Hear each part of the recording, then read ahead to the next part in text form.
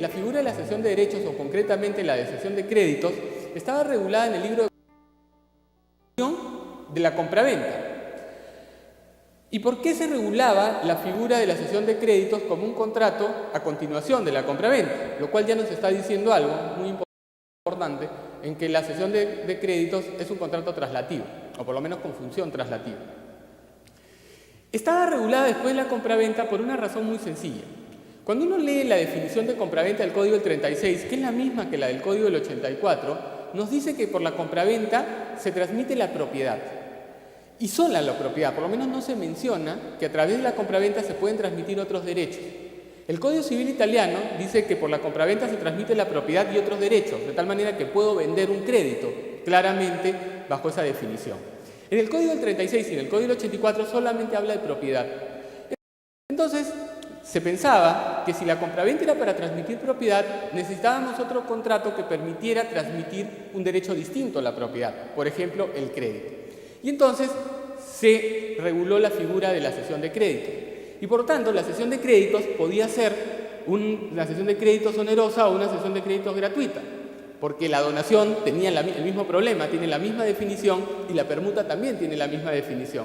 Entonces, la cesión de créditos era el contrato en virtud del cual uno se obligaba a transferir un derecho distinto al derecho de propiedad, que para eso estaba la compraventa. Y eso se puede revisar simplemente leyendo comentaristas del Código del 36, y ustedes van a apreciar eso claramente. Se hablaba de cesión de créditos, pero la jurisprudencia lo extiende a cesión de derechos. El Código del 84 hace un cambio radical a la figura de la cesión de créditos, o a la cesión de derechos, como ustedes quieran llamarlo, y lo incluye en el libro de obligaciones. Alguien podría decir, bueno, en realidad es un tema de ubicación y pasa algo parecido a lo que pasa con la transacción. La transacción está en el libro de obligaciones, sin embargo, en algunos otros códigos encuentran ustedes la transacción en el libro de contratos, porque efectivamente la transacción es un contrato y por lo tanto podría también estar en el libro de contratos tranquilamente. Pero por cuestión de una opción legislativa se pone en el libro de obligaciones. Podemos discutir cuál es el mejor sitio, pero en realidad no hay mayor problema en ese sentido. Pero en el caso de la cesión de créditos, el problema no es un problema de ubicación, sino es un problema de naturaleza. Cuando se incluye la figura de la cesión de derechos en el Código Civil del 84, se le cambia la idea. Ya deja de ser el contrato con función traslativa y se convierte en un modo de la transferencia. ¿Qué quiere decir esto? Que si estamos hablando de modo, es porque estamos dentro de lo que normalmente conocemos en materia de transferencia de la propiedad en el sistema del título y el modo. Por lo tanto, para transferir un crédito necesito dos actos. Un título, en virtud del cual me obligo a transferir, y un modo, que es en virtud del cual transfiero el crédito. Algo parecido a lo que ocurre con la tradición tratándose de los bienes muebles. Tengo mi contrato de compra-venta, y además necesito que se produzca la tradición para realizar la transferencia de la propiedad. Y eso queda claro de la redacción del artículo 1206. El 1206 señala que la cesión es el acto de disposición, dice, en virtud del cual el cedente transmite al cesionario el derecho a exigir la prestación a cargo de su deudor. Además, aquí hay una definición bien sesgada, porque lo que define es una cesión de créditos y no una cesión de derechos, pero después dice que se ha obligado a transferir por un título distinto. Es decir, me está diciendo que necesito un título, un contrato en virtud del cual me obligo a transferir el crédito, y necesito un segundo acto, que es la cesión, que es el acto de disposición. Este sistema no es además, la parte de cesión de créditos no es una ponencia del doctor Osterling, y me refiero al doctor Osterling porque el doctor Osterling es quien hace el libro de obligaciones. Y aquí, digamos, un poco, y entre paréntesis, aquí tengo mi particular punto de vista con relación a los códigos cuando se hacen por varias personas. Porque si bien es cierto, ganamos en tecnicismo, porque lo hace el especialista en la materia, perdemos en sistemática. Los códigos los libros no están atados. Bueno, aquí pasó el problema en el mismo libro de obligaciones, porque el doctor Osterling le daba la filosofía en el libro de obligaciones y entra esta parte de sesión de créditos que no era parte de la ponencia del doctor Osterling. Esta parte de la sesión de créditos es del doctor de la Puente. Y el sistema de la doble causa, del título y el modo para la sesión de créditos, lo toma del sistema alemán. Pero para tomar el sistema alemán, es como cuando uno come pescado, hay que tener mucho cuidado, porque el sistema alemán es un sistema abstracto, no un sistema causado como el nuestro. Y por lo tanto, no va a pasar lo mismo que si lo jalo, por ejemplo, del Código Civil italiano. El problema no es tanto ahí, no se va a dar, probablemente no se produzca un problema, pero si lo jalo del sistema alemán, es probable, sobre todo en materia de transferencia, que se genere un problema. Me explico. Si necesito dos actos para realizar la transferencia en la sesión de créditos, necesito un título y necesito el modo que es la sesión. Veamos la primera pregunta. ¿Cuál es el título?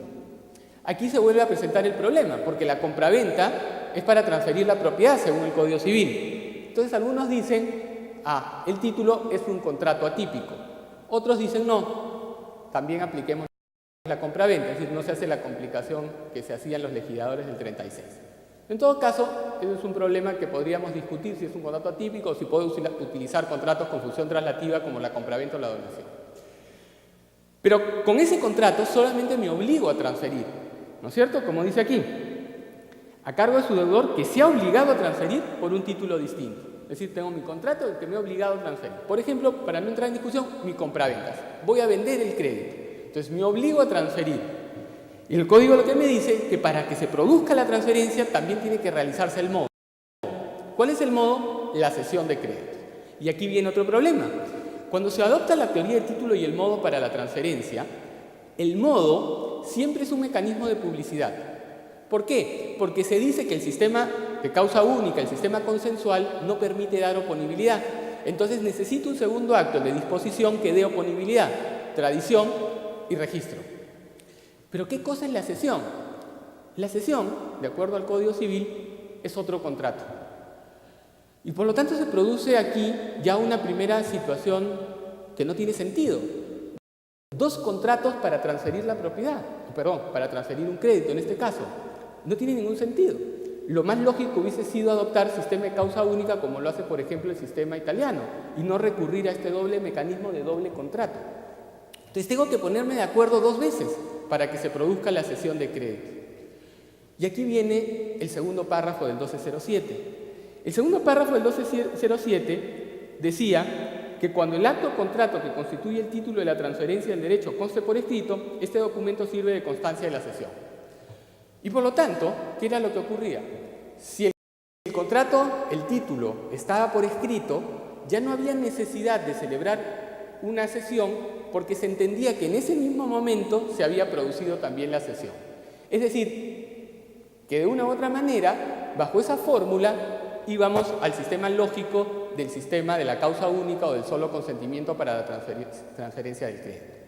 Quiero hacerles ver una cosa, que alguien podría decir, ¿por qué un sistema de causa única para sistema de transferencia, del crédito? Porque en realidad, para efecto de la propiedad, sí me preocupo del erga omnes, pero para efecto del crédito, en realidad, al único que le interesa saber que se ha producido la transferencia es al deudor. Por eso es que ustedes revisando la figura de la cesión de derechos se van a dar cuenta que al deudor hay que notificarlo. Entonces es más fácil notificar al deudor, es un sistema mucho más barato que utilizar un sistema registral.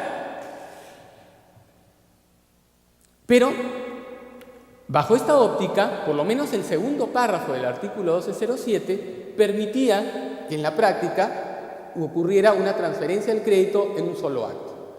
Si se modifica esto, vamos a tener justamente lo absurdo de tener que celebrar dos contratos para transferir un crédito, algo que ni siquiera para transferir la propiedad termina ocurriendo. Pero lo más grave del asunto, y lo que me preocupa más, es La exposición de motivos. Porque la exposición de motivos parte de un comentario que trastoca totalmente la idea de la cesión de derechos. Se las leo. Dice, se sugiere la derogación del segundo párrafo del artículo 1207, cuya aplicación se limita exclusivamente a aquellos casos en que el documento que constituye el título del derecho de crédito, no se encuentra extendido a favor de una persona en particular, sino a favor del portador del documento. Y esto no tiene nada que ver.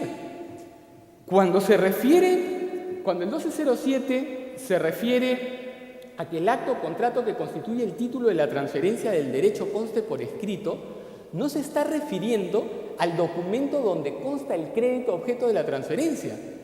Lo que se está refiriendo es al título, al contrato que sirve para crear la obligación de transferir. Llámenle compraventa si quieren.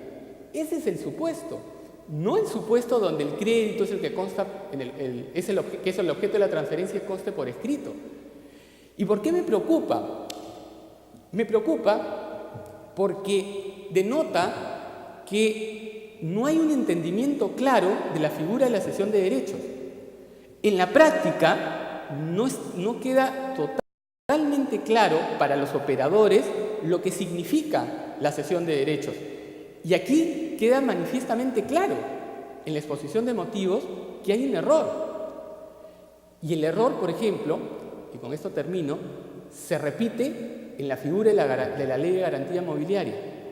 Si uno lee la Ley de Garantía Mobiliaria, van a leer una parte que dice que la cesión de derecho en propiedad o en garantía, y la cesión de derechos en el Código Civil peruano, por lo menos, no es en garantía. Nunca podrá ser en garantía. Porque de acuerdo al Código Civil peruano, que nos puede gustar o no, pero esa fue la opción, la cesión de créditos es traslativa. Y por lo tanto, si hago una cesión en garantía, estoy celebrando un negocio fiduciario, porque le estoy dando una función distinta a la que tiene. Otro error es un error conceptual. La cesión no puede ser en propiedad, porque no hay propiedad sobre el crédito. Lo que hay es traslación del crédito. Es decir, la cesión puede ser traslativa, pero no traslativa en propiedad, es traslativa en la titularidad del crédito. Cuando nosotros celebramos contratos traslativos, celebramos traslación de títulos sobre derechos. Puede ser la transferencia del título de propiedad o puede ser la transferencia del título sobre el crédito, pero no la propiedad. Y por lo tanto aquí hay un segundo error. Y es grave en la figura de la cesión porque, insisto, denota que la figura de la cesión de créditos no ha quedado digerida para los abogados, sea porque todavía muchos de ellos tienen la idea de la cesión de créditos sobre la base del Código del 36, o sea porque, por alguna razón, la figura de la cesión de créditos no es una figura que haya tenido mucha utilidad, a pesar que, particularmente creo que es una figura que puede ser útil si es que realmente la podríamos utilizar. En tal sentido, aquí he querido simplemente hacer ver que en materia de cesión de créditos, las modificaciones, por lo menos en lo que se refiere al artículo 1207, sí creo que lejos de generar una ayuda, de generar una mejora, genera un retroceso. Y por último, cuestiones simplemente adicionales, en la Ley de Garantías Mobiliarias se han producido una serie de modificaciones a la cesión de derechos. Esta sería la oportunidad justamente de tratar de adecuar en la medida de lo posible la figura de la cesión de derechos de tal manera que se haga compatible con la figura de la garantía mobiliaria. Entonces, si se va a tomar la decisión de modificar la figura de la cesión de derechos, creo que sería la oportunidad, lejos de complicar aún más la figura, sería la oportunidad para establecer una regulación ordenada, clara para todos, de tal manera que podamos utilizar esta figura de una manera mucho más eficiente de lo que hasta ahora viene siendo utilizada. Eso es todo. Muchas gracias.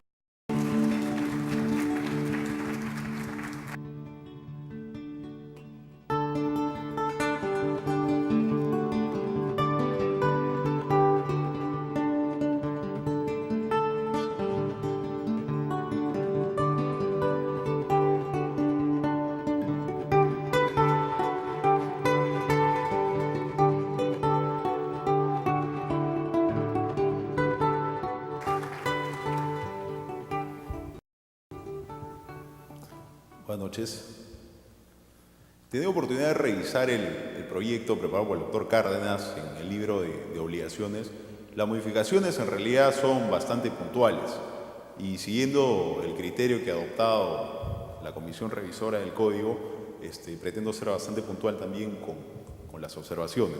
En realidad el tema que me gustaría destacar en esta oportunidad es el relacionado a la modificación que se implanta para la mora. A ver. Existen dos sistemas fundamentales sobre la regulación de la mora en nuestro sistema. La mora puede ser automática o la mora puede ser por interpelación, ¿no es cierto? En virtud de la mora automática, el solo vencimiento del plazo determina que el deudor ya quede constituido en mora, es decir, no se requiere interpelación. Básicamente es eso. A favor de este sistema podemos alegar muchísimas razones, ¿no es cierto? El cumplimiento del plazo en los contratos, el cumplimiento del pacta sunt servanda, es decir, se cumplió el plazo del contrato, el deudor queda constituido en mora, y sobre todo que es un mecanismo mucho más ágil. Es decir, el acreedor ya no tiene que incurrir en gastos, entre paréntesis podríamos considerar la carta notarial que se tiene que cursar al deudor para que quede constituido en mora, o una constitución en mora judicial, si es que fuera el caso. La mora del deudor va a ser automática bajo este sistema.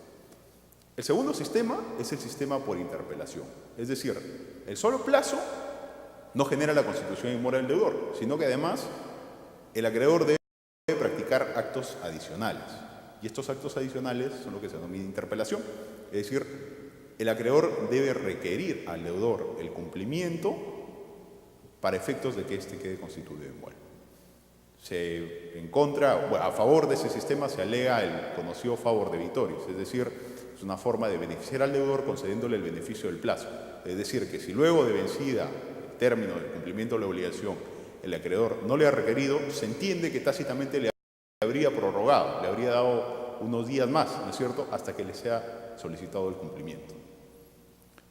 En contra de este sistema son todas las cargas que generan para el acreedor, ¿no es cierto? El acreedor va a tener que incurrir en gastos de cartas notariales, en intimación judicial, o probablemente tenga que practicar actos adicionales que generan costos para efectos de constituir en mora al deudor.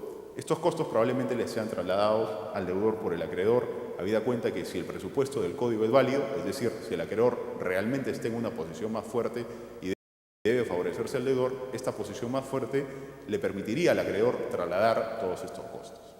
De estos dos sistemas que les he descrito, nuestro código adopta el sistema por interpelación, en el artículo 1333. Es decir, según se lee el artículo 33, se incurre en mora desde que el acreedor exige judicial o extrajudicialmente el cumplimiento de la obligación. Es decir, es preciso la interpelación. Sin embargo, el código adopta algunas excepciones. Es decir, adopta algunos supuestos en que la constitución en mora puede ser automática. Y es a esos supuestos que quiero referirme porque ahí es donde viene la modificación de la propuesta de modificación del proyecto. El primer caso es cuando la ley o el pacto lo declaran expresamente. Es decir, pueden existir casos en que la ley declare que la mora es automática. O pueden existir casos en que las partes se pongan de acuerdo y decidan que la mora va a ser automática. Es decir, que no se va a requerir la interpelación, sino que con el solo vencimiento de la obligación, el deudor queda constituido en mora. El segundo supuesto es el más interesante. El segundo supuesto se refiere a cuando de la naturaleza o de las circunstancias en que ha sido pactada la obligación se desprende que el plazo era esencial para el acreedor. Es decir, nosotros, deudor-acreedor, no pactamos un plazo de manera irreflexiva, de manera infundamentada, sino porque este plazo era sumamente importante para nosotros. Entonces, se entiende que en esas circunstancias opera el segundo inciso del artículo 1333 del Código y en esos casos el deudor quedará en curso en mora de manera automática, sin necesidad de intimación. Bueno, este inciso ha sido suprimido en el proyecto de reforma y ha sido suprimido para sustituirlo por un inciso que le leo a continuación. El artículo sigue siendo el 1333 y en el segundo inciso establece: no es necesaria la intimación para que la mora exista, nuevamente repite, cuando la ley o el pacto lo establecen, y en el inciso B establece: cuando se trate de obligaciones a plazo determinado en que opera por el solo vencimiento de este. Es decir, la propuesta del proyecto de reforma es que la mora será automática cuando, en el caso de que las obligaciones tengan a plazo determinado, cuando opere el vencimiento de este. Es decir, si es que yo pacto en un contrato de mutuo que la devolución del dinero debe efectuarse el 31 de marzo, el 31 de marzo operará la mora del deudor sin necesidad de interpelación. Es decir, se abandona el criterio del inciso segundo del 373, en virtud del cual debía acreditarse que el pacto era esencial, de acuerdo a la forma en que así había sido pactada la obligación, para hacerlo un poco más sencillo. Es decir, yo ya no tengo que demostrar que el plazo es esencial. Por el solo hecho de haber fijado un plazo determinado, se entiende que este plazo era importante para las partes y su solo vencimiento determina la existencia de la mora automática. Ahora, de la exposición de motivos del artículo advertimos una clara inclinación del autor de este proyecto hacia el sistema de mora automática. Es más, hay un párrafo que se lo leo, donde se señala que es severamente objetable la solución del código vigente que exige como regla la intimación del deudor aún para ese caso. No es razonable asumir que en tal supuesto, si el acreedor no reclama el pago a su vencimiento, cuando la prestación ya es exigible para el deudor, con ello demuestra que el retraso no le afecta. Se pierde de vista que la obligación nace para ser cumplida espontáneamente por el deudor, no para que el acreedor exija su cumplimiento. Todos estos son fundamentos a favor del sistema de mora automática. Si se ha fijado un plazo para el cumplimiento de la prestación, vencido el deudor debe proceder a su cumplimiento sin necesidad de una exigencia adicional como sería una interpelación. Su retraso en el cumplimiento de la obligación, es decir, no cumplir a pesar de que el vencimiento del plazo suspensivo haya ocurrido, debe ser suficiente para que pueda automáticamente constituir mora sin que haga falta la interpelación alguna. Lo curioso es que luego de todos sus argumentos y luego de la modificación que se produce en el código, es decir, que cuando existe un plazo determinado la mora es automática, nos mantenemos dentro de un sistema de mora por interpelación. La regla del artículo 373 no ha cambiado. La mora en el Código Civil sigue siendo por interpelación. Es decir, yo debo exigir al deudor el cumplimiento para que quede constituido en mora. Sin embargo, la excepción que genera este nuevo inciso segundo o inciso B del literal 2 del artículo 373 pareciera ser la regla. Porque ¿en qué casos estaríamos ante mora por interpelación? Cuando basta que yo señale un plazo determinado para que la mora sea automática. Los casos van a ser sumamente reducidos probablemente. Basta con que yo señale un plazo para que la mora sea automática. Es decir, a mí me parece que estamos ante un caso en que la excepción podría terminar convirtiéndose en regla, ¿no es cierto? Esta es una forma en que tal vez el autor de este proyecto haya tratado de implementar la propuesta que inicialmente, o la convicción que realmente tiene, la convicción de que la mora debe ser automática. Sin embargo, mantiene la regla general. Es decir, mantiene que la regla sea por interpelación, con una excepción que en la práctica llega a ser tan fuerte, en la práctica es decir, con la sola fijación de un plazo, que termina convirtiéndose en la regla. Bueno, les comento que no es extraordinario que las excepciones terminen convirtiéndose en regla en el derecho. Un ejemplo de ello lo tenemos en la venta de bien ajeno. Todos sabemos que la venta de bien ajeno está permitida. Sin embargo, en el Código Civil francés existe una norma expresa donde se señala que la venta de bien ajeno es nula. Y esta es una norma que viene de sus orígenes. El Código francés de 1804 establecía, y de hecho establece hasta ahora, que la venta de bien ajeno es nula. Sin embargo, empezaron a generarse muchísimos supuestos a nivel jurisprudencial que determinaron que la Corte de Casación francesa comience a establecer excepciones. Y excepción tras excepción, en la práctica estas excepciones se repetían con muchísima más frecuencia que el supuesto que inicialmente había pensado la norma, que la excepción terminó convirtiéndose en regla, y además vía jurisprudencial. Es decir, la venta de bien ajeno es algo que está permitido en el ordenamiento francés y en el ordenamiento peruano, por cierto. Sin embargo, la regla en el Código francés sigue siendo que la venta de la cosa de otro es prohibida. Entonces, yo creo que con el proyecto de reforma asistimos nuevamente a un caso en que la excepción podría terminar convirtiéndose en regla.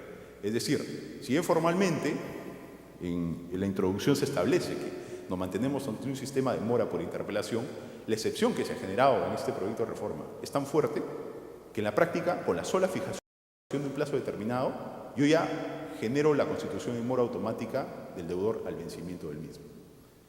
Ahora, tal vez la forma más heterodoxa de implantar ese sistema habría sido hacerlo de manera directa, es decir, modificar todo el artículo y establecer como regla general la constitución en mora automática y determinados supuestos en que tendría que ser por interpelación. Sin embargo, la decisión que ha adoptado el autor de este proyecto es la regla inversa, es decir, generar una excepción sumamente fuerte como para enervar en la práctica los efectos de la regla. Por cierto que yo comparto los argumentos por los cuales la mora debería ser automática. Me parece que es mucho más eficiente, es mucho más barata para el deudor, es deja de ser contradictoria, porque con la mora por interpelación se pretende favorecer al deudor, pero en realidad se podría terminar perjudicándolo, encarece el crédito, incrementa costos de transacción.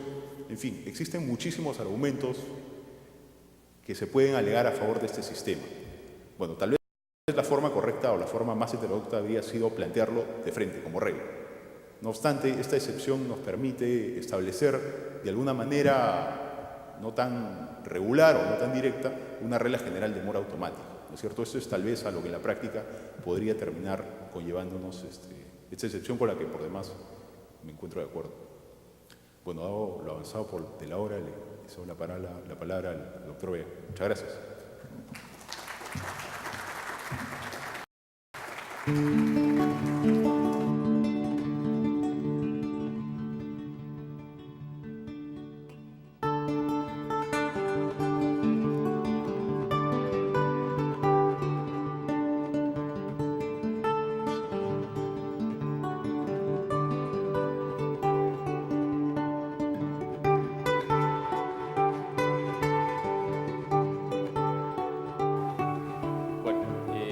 Buenas noches con todos. Primero quiero agradecerle al Colegio de Abogados y Profesionales por esta invitación y bueno, a ustedes por la paciencia de haberse quedado hasta tan altas horas de la noche. Un poco en reciprocidad, prometo que demoraré como máximo 10 minutos en mi exposición. Una de las cosas que más me llamó la atención cuando leí este proyecto fue el primer artículo, el artículo 1183, que establece la presunción de solidaridad pasiva cuando hay pluralidad de acreedores. Y no es que me llamó la atención por el hecho de que fuese el primer artículo, sino porque rompía con uno de los grandes principios que tiene nuestro Código Civil, como es la regla del favor debitoris, es decir, frente a una situación de duda, colocarse en la posición que más favorezca al deudor, en el entendido que el deudor es la parte débil de la relación, cosa que no es del todo cierta. Por ejemplo, hay muchos casos en los que los bancos son deudores y los clientes somos acreedores. Nadie duda que en ese caso la parte fuerte de la relación jurídica va a ser el banco, que es un deudor. Entonces, esta ruptura de la regla, por lo menos en este artículo, la regla del favor debitoris, se empieza a apreciar en otros casos. Por ejemplo, lo he expuesto con mucha claridad el doctor Rebasa, eso también se aprecia en la regla de la mora automática, o sea, de una manera quizás no muy directa, pero la propuesta de reforma plantea también una mora automática que rompe con la regla del favor debitoris. Entonces, lo que yo me pregunto es si es que se está recogiendo esta eliminación de la regla del favor debitoris, si es que ello no se debería empezar a aplicar también a otras situaciones que están reguladas en el Código Civil. Por ejemplo, ¿por qué no eliminar aquella presunción en virtud de la cual se asume que en la duda entre una alternativa y una facultativa, se asume que estamos frente a una facultativa, tal como dispone el artículo 1171? O, por ejemplo, que en los distintos casos de elección, como podría ser el caso de las obligaciones de dar bienes genéricos, ¿no?, o inciertos, como le llama el Código, o en el caso de las obligaciones alternativas, quien elija sea el deudor. O sea, ¿por qué debería elegir el deudor y no el acreedor? Sobre todo cuando lo que busca la obligación, en el fondo, ¿qué cosa es? Es satisfacer un interés del acreedor. Y muy especialmente, yo me pregunto si no hubiese sido conveniente cambiar de una vez esta regla en virtud de la cual el juez está en la posibilidad de, a pedido del deudor, reducir equitativamente la penalidad cuando ésta sea manifiestamente excesiva. Entonces, un poco mi comentario va a ser al revés. No voy a comentar las modificaciones, sino lo que no se ha modificado. Entonces, yo quisiera entrar a analizar brevemente si es que este artículo 1346, que es el que establece la inmutabilidad de la cláusula penal, se debería mantener o debería ser modificado. ¿Y esto por qué? Porque precisamente la razón de ser por la cual se mantiene la mutabilidad de la cláusula penal, o sea, la posibilidad de que el juez, a solicitud del deudor, modifique la cláusula penal cuando esta es excesiva, se sustenta también ¿en qué? En un principio del favor de vitoris. Entonces, si estamos rompiendo el principio del favor de vitoris, nos preguntamos por qué no cambiamos este tema de la mutabilidad de la cláusula penal y entramos en un régimen de inmutabilidad. Entonces, para un poco analizar eso tenemos que ir a la esencia de la cláusula penal. O sea, ¿para qué existe una cláusula penal? Y fundamentalmente existe, ¿para qué? Para que las partes podamos definir anticipadamente el monto del resarcimiento ante la eventual inejecución del deudor. ¿Y esto por qué lo hacemos las partes? Por una razón muy sencilla. Es la solución a uno de los problemas más grandes que tenemos los abogados, los árbitros, los jueces, los litigantes, cuando nos encontramos ante determinado proceso. Y es determinar y probar la cuantía de los daños y perjuicios que le corresponde, por principio, al acreedor, tal como dispone el artículo 1331 del Código Civil. Entonces, reitero, la idea es solucionarnos ex ante ese problema que nos va a ocurrir a posteriori. Yo reconozco que este es un asunto muy discutible, tan discutible que hay montones de posiciones, no solamente a nivel de legislación comparada, sino también a nivel de doctrina. O sea, hay autores que plantean la mutabilidad, la inmutabilidad, ya sea parcial, total, etc. Pero lo que me pregunto es lo siguiente. Esta modificación anticipada del resarcimiento que permite que el juez cambie el monto de la cláusula penal a pedido del deudor cuando es excesiva, ¿no desnaturaliza la función de la cláusula penal? O sea, si las partes no pusimos de acuerdo en el monto, ¿por qué tiene que intervenir un tercero, es verdad, a pedido del deudor para modificar ese monto? Pero no solamente eso, sino que yo encuentro que hay una paradoja en todo esto. Acabamos de mencionar que el sustento de la mutabilidad de la cláusula penal está en ¿qué? Está en el principio del favor de vitoris. O sea, lo que busca es proteger al deudor. Sin embargo, paradójicamente lo que termina haciendo en muchos casos es perjudicando a este deudor de manera indirecta. O sea, le permite tener una mutabilidad en su cláusula penal, pero a la larga, en lo que va a terminar es en que lo va a afectar probablemente en su contraprestación durante la negociación del contrato. Y les voy a poner un ejemplo que les va a parecer bastante conocido. Imaginémonos un contrato de prestación de servicios, donde está el prestador deudor que presta un servicio y por otro lado el comitente acreedor que le va a pagar una retribución de 100 soles por el servicio prestado. Estamos en la etapa de negociación del contrato. Pero, dadas las condiciones del contrato, lo que va a ocurrir es que el comitente acreedor va a ser el que primero va a pagar los 100 soles y el prestador deudor es el que va a prestar el servicio después. Entonces, acá nos encontramos lo que los analistas económicos conocen como una ventaja estratégica. Es decir, el comitente acreedor ya pagó los 100 soles, pero no tiene el servicio prestado. Entonces dice, yo tengo un riesgo. O sea, ¿qué sucede si es que no me cumplen? Ya los 100 soles están allá. ¿Cómo los recupero? Entonces, la primera respuesta que le va a dar su abogado a este comitente acreedor, que esa es una pregunta muy lógica, es la siguiente. Le dice, bueno, busque usted desincentivar el incumplimiento pidiéndole al prestador deudor que le ofrezca alguna garantía real o personal. Y nos topamos con un primer problema, y es que en nuestra realidad, en nuestro país, es bastante difícil, por un tema de asignación de titularidades, tener una garantía real. Es más, estamos buscando leyes como la ley de garantía mobiliaria que solucionen este problema de las garantías reales.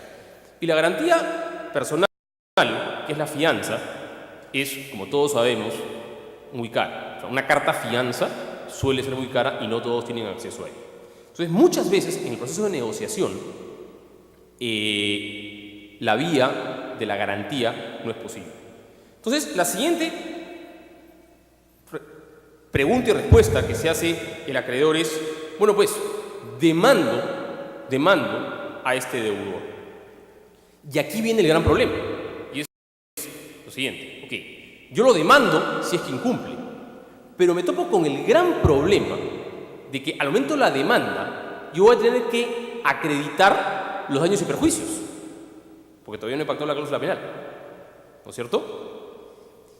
Y probar esos daños y perjuicios puede ser carísimo, sobre todo en contratos como estos, contratos de obra, contratos de servicios, donde la prestación es inmaterial y yo voy a tener que utilizar pericias,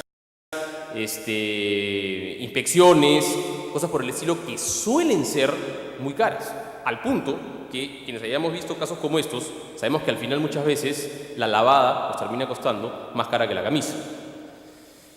Entonces aparece la figura. Para evitarme el costo de acreditar los daños ya en el juicio, yo los establezco de manera previa. ¿Cómo? Pactando una cláusula penal. Las partes hacemos una prohibición y decimos, bueno, los daños que tú me vas a causar de dos si no cumples son de tanto. Entonces los preestablecemos, con lo cual, repito, me evito un costo a futuro. Entonces las partes están a punto de firmar su contrato conteniendo una cláusula penal, pero el abogado del acreedor le tiene que hacer una advertencia y le dice lo siguiente. Le dice, señor acreedor, tenga usted presente que existe un artículo 1346, que es una norma de protección al deudor, que establece que si por alguna razón esta penalidad aparece como excesiva, él podrá ir donde el juez y pedir que la reduzca equitativamente. Entonces el acreedor dice, bueno, pues ¿para qué voy a pactar en esos términos si al final el juez va a terminar modificándome el monto de la penalidad y voy a tener que entrar nuevamente a discutir si es que la cuantía de la penalidad era la adecuada o no, y si se produce el incumplimiento de repente voy a tener que demandar por otro monto teniendo que probar esos montos adicionales? Entonces entramos nuevamente en el problema que habíamos tratado de evitar. Entonces, claro, inmediatamente la siguiente pregunta es, oiga, ¿yo no podría pactar en contra de eso? Es decir, yo no podría establecer que el deudor renuncia al derecho de ir donde el juez a pedir la modificación de la cláusula penal, y la respuesta es no. ¿Por qué? Porque se entiende, por lo menos en doctrina, que en este caso está de por medio un orden público de protección del deudor y por lo tanto es un pacto que sería nulo. Entonces, no hay salida. Es decir, yo estoy en una situación de riesgo porque pagué los 100 y no he recibido el servicio, no tengo garantía y sé que en el supuesto que establezca la cláusula penal, esta va por ser modificada más adelante. Entonces, lo único que yo tengo que hacer, ¿qué cosa es? Es cuantificar ese riesgo. Y le digo al deudor, ¿sabes qué? Vamos a cambiar los términos del contrato. En lugar de pagarte 100, yo cuantifico mi riesgo en 10 y te pago 90. La paradoja. Una norma que supuestamente protegía al deudor, claro, en el momento de la mutación de la cláusula penal, termina perjudicándolo en el momento ¿de qué? De la negociación del contrato. Porque en lugar de recibir 100, va a recibir 90, porque esos 10 son el riesgo que el acreedor asume, cuantifica y lo castiga del precio. Yo quería hacer una reflexión final. ¿Cuántos casos judiciales ha visto alguno de ustedes sobre reducción de cláusula penal en la práctica? No sé, podría hacer una encuesta en este momento y les aseguro que van a haber muy pocos. Yo personalmente nunca he visto un caso así. En cambio, ¿cuántos de nosotros hemos tenido casos de contratos que en su negociación se han complicado o incluso se han frustrado ante esta situación de que aparece el riesgo de que la cláusula penal se pueda modificar en el futuro, pese a que, como vemos en la práctica, casi nadie al final pide modificarlas. Yo por lo menos hoy en la mañana tenía un caso así. Tenía un contrato en el cual había una cláusula de confidencialidad. Claro, ¿cuánto vale que la contraparte revele mi secreto? En un proceso judicial eso es prácticamente imposible de determinar. Entonces, las partes lo que buscamos es anteladamente establecer una penalidad que precisamente ¿qué cosa va a hacer? Va a desincentivar a que la contraparte revele el secreto, o sea, incumpla su obligación de no hacerlo. Cuando estamos a punto de cerrar el contrato, lamentablemente, como abogado estuve obligado a advertir a mi cliente de la existencia de ¿qué? El artículo 1346. Bueno, el contrato recién se va a renegociar la próxima semana, porque las partes están pensando qué cosa es lo que van a hacer. Han perdido probablemente la oportunidad de hacer un gran negocio, precisamente por una norma de protección al deudor que además casi nadie aplica. Entonces, yo no sé si sería mejor recoger la realidad e incorporar la inmutabilidad de la cláusula penal como regla, si a la larga esta termina importando mayores beneficios que perjuicios. Yo les agradezco muchísimo la atención.